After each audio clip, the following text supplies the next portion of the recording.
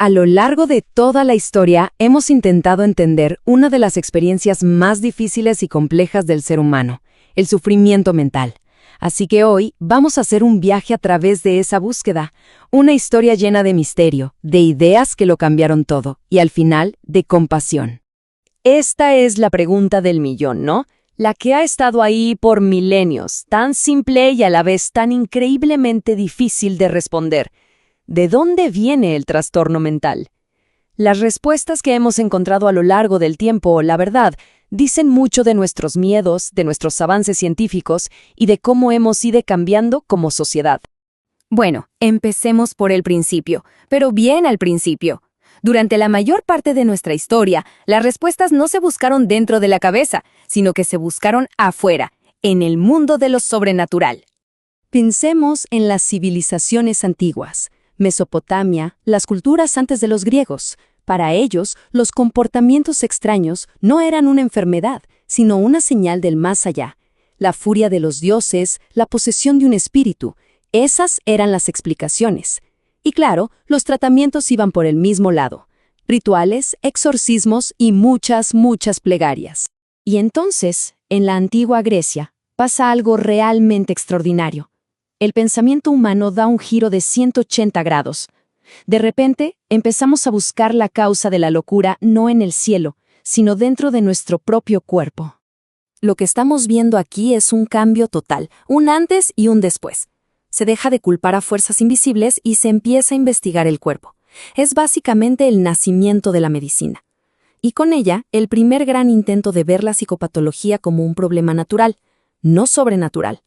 Y claro, los tratamientos también cambiaron, de lo espiritual a lo físico. El gran protagonista de este cambio de mentalidad fue Hipócrates. Él propuso una idea que, ojo, dominó la medicina por casi 2000 años, la teoría de los humores. La idea era bastante simple. Nuestra salud, tanto del cuerpo como de la mente, dependía de un equilibrio muy delicado de fluidos internos. Y aquí vemos cómo funcionaba. Cada humor estaba ligado a un elemento, a una cualidad y, por supuesto, a un estado mental. Si tenías un exceso de sangre, podías caer en la manía. Demasiada bilis negra y te volvías melancólico. Hoy nos puede parecer algo muy básico, pero piénsenlo. Fue el primer intento de crear una especie de bioquímica de la mente. Es como el tatarabuelo de nuestras teorías actuales sobre neurotransmisores. Y esta es la idea más potente de todas. Hipócrates fue en contra de la creencia popular de que las emociones estaban en el corazón y dijo, no, todo pasa en el cerebro. Placeres, penas, risas, lágrimas, todo nace ahí. Esta simple afirmación es, básicamente, la piedra fundamental de toda la neurociencia moderna. Ahora, demos un salto grande en el tiempo.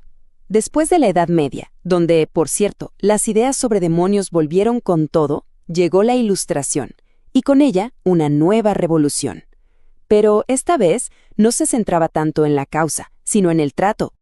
La realidad en los asilos de esa época era francamente terrible. A los pacientes no se les veía como personas enfermas, sino como bestias o delincuentes. Los encadenaban, a veces hasta los exhibían al público y vivían en condiciones que ni se imaginan. No había tratamiento, solo control. Y justo ahí, en medio de esa oscuridad, aparece una figura clave, Philippe Pinel. En un gesto que se volvió legendario, Pinel desafió todo lo que se hacía en la época y ordenó que les quitaran las cadenas a los pacientes. Su argumento era que estas personas no necesitaban castigos, sino compasión y aire fresco. Un acto simple, pero con un poder simbólico tremendo. Este gesto de Pinel dio inicio a lo que se llamó el tratamiento moral.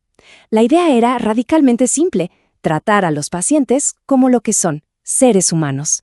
Se empezó a fomentar un ambiente de respeto, con rutinas, trabajo, conversaciones, y se demostró que algo tan básico como la amabilidad podía ser una herramienta terapéutica muy poderosa.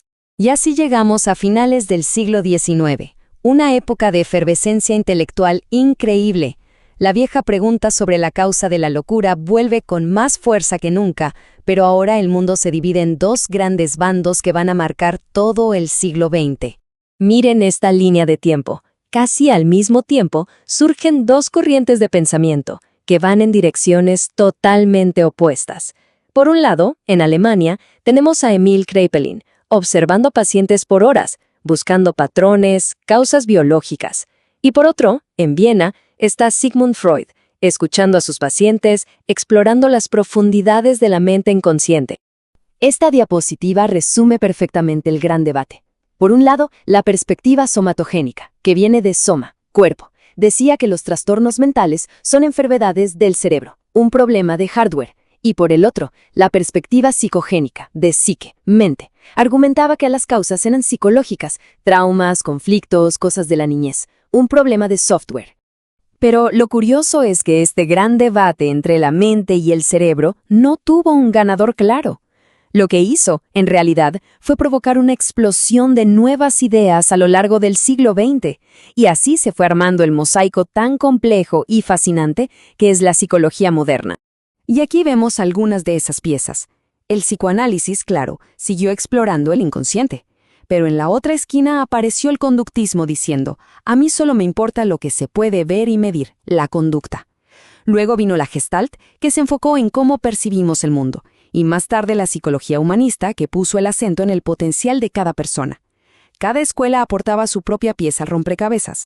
Con tantas teorías dando vueltas, surgió una necesidad muy práctica. ¿Cómo hacemos para hablar todos el mismo idioma? Así nació el DSM.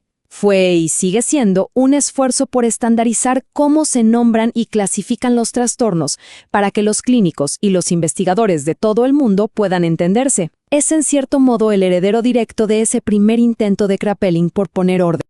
Y así llegamos a hoy. Hemos viajado desde los demonios y los humores, pasando por las cadenas rotas hasta el gran debate entre la mente y el cerebro. Hemos visto cómo nuestra forma de entender se ha vuelto más compleja, con más matices y, ojalá, más compasiva. Pero la pregunta fundamental, esa del principio, sigue abierta. La búsqueda para entender la mente continúa, y el próximo capítulo de esta historia todavía no está escrito.